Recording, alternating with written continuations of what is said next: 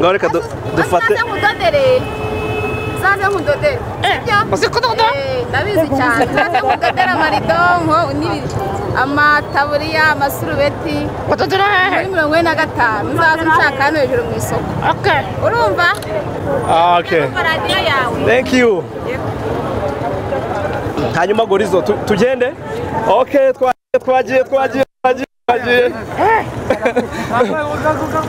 Ese byagenze bite? Ahantu turahacara? Tugenda.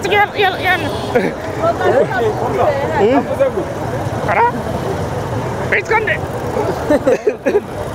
Bitkande